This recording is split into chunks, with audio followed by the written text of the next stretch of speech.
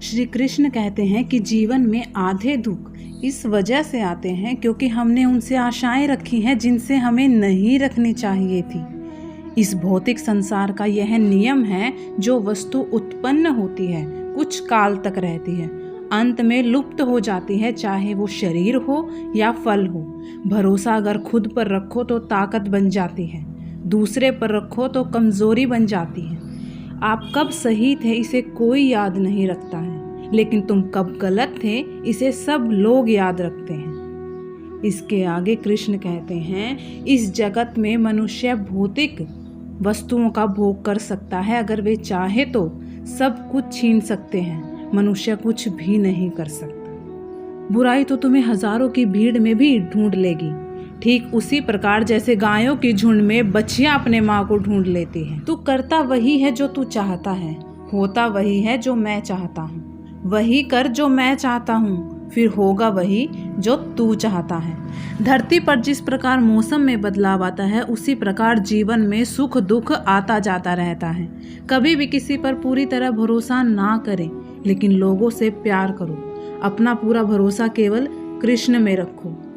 आत्मज्ञान की तलवार से काटकर अपने हृदय से अज्ञान के संदेह को अलग कर दो।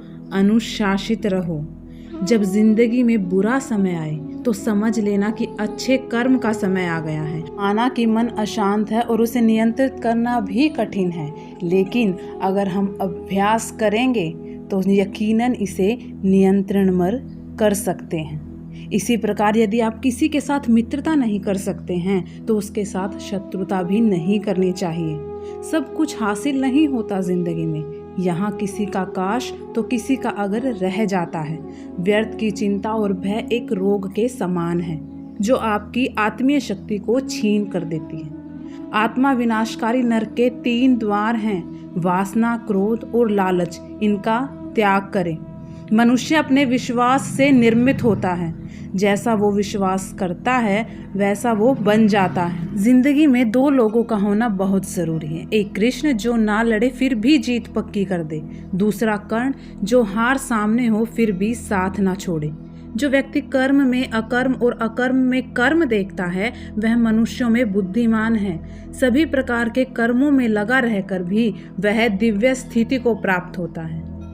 ज्ञानी व्यक्ति ज्ञान और कर्म को एक रूप में देखता है, वही सही मायने में देखता है। दोस्तों, अपना मन अच्छे कार्यों में लगाएं, इसे बार बार करें और आप देखेंगे कि आप खुशी से भर गए हैं। अगर आपका खुद पर पूरा नियंत्रण है तो आपको यह क्षमता हासिल होगी जिसे बहुत ही कम लोग हासिल कर पाते हैं। सभी का दिन मंगलमय हो। इसी के साथ जय श्री कृष्ण।